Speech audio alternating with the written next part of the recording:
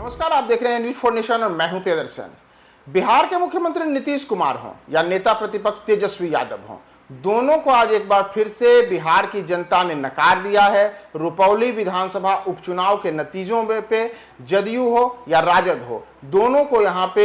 एक मुकाबले में करारी हार का सामना करना पड़ा है और रुपौली में निर्दलीय प्रत्याशी शंकर सिंह ने जीत हासिल की है। तो ऐसे में शंकर सिंह हैं कौन जिन्होंने नीतीश कुमार और तेजस्वी यादव को दोनों को धूल चटाने में सफलता हासिल की है। तो शंकर सिंह के बारे में आपको बताएं कि ये शंकर सिंह उस इलाके के एक मंजे हुए राजनीतिज्ञ हैं और पहले वर्ष 2005 में एक बार विधायक भी रह चुके हैं। इतना ही नहीं, वर्ष 2000 से लगातार वे चुनावी समर में अपने आप को बनाए हुए हैं और जहां 2005 के विधानसभा चुनाव में उन्होंने बीमा भारती को चुनाव हराया था, वहीं उसके बाद जितने भी वहां पे विधानसभा के चुनाव हुए तमाम चुनाव में अपनी उपस्थिति शंकर सिंह ने दर्ज तो कराई, लेकिन वे जीत हासिल नहीं कर पाए। यहां तक कि जो वर्ष 2020 का लोकसभा विधानसभा का चुनाव हुआ था, उस चुनाव में भी शंकर सिंह ने यहां बीमा भारती के मुकाबले जोरदार टक्कर दी थी, लेकिन तब उनको जीत हासिल नहीं हुई थी। लेकिन इस बार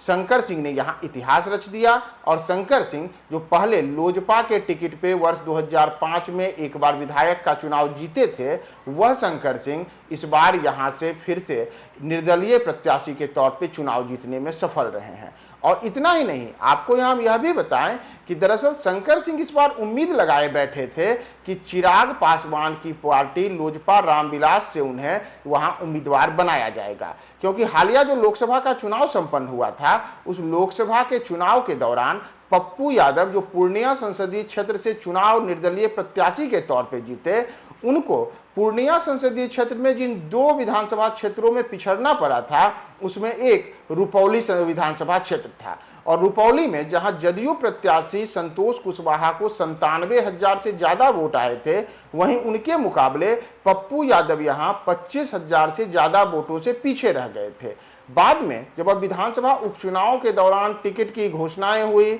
और राष्ट्रीय जनता दल ने जहां बीमा भारती को उम्मीदवार बनाया, तो जदयू ने यहां पे कलाधर मंडल को उम्मीदवार बना दिया। तो इससे शंकर सिंह को बड़ा झटका लगा था। शंकर सिंह ने तभी ऐलान किया था कि वे चुनाव में निर्दलीय प्रत्याशी के तौर पे उतरेंगे, क्योंकि एनडीए ने उनके साथ विश्वासघात किया है। इतना ही नहीं, उन्होंने चिराग पासवान को लेकर के भी कहा था कि जिस चिराग पासवान और लोजपा रामविलास के लिए वे पिछले कई वर्षों से लगातार पूर्णिया में झंडा गाड़े रहे, पासवान ने उनके लिए टिकट को लेकर के किसी प्रकार का कोई प्रयास नहीं किया और उनको अंतिम मौके पे दूध में मक्खी की भांति निकाल करके बाहर फेंक दिया गया। और इसीलिए शंकर सिंह ने वहां पे खुली चुनौती दी थी और कहा था कि जो कलाधर मंडल एक मुखिया का चुनाव भी नहीं जीत पाए हैं, बिहार के मुख्यमंत्री नीतीश कुमार अगर उन्हें उम्मीदवार बनाए हैं तो हम उन्हें खुली चुनौती देते हैं कि हम आपके उम्मीदवार को चुनाव में हराएंगे। और इतना ही नहीं, भले ही बीमा भारती 5 बार की विधायक रही हो, लेकिन जैसे इस बार के लोकसभा चुनाव में बीमा भारती को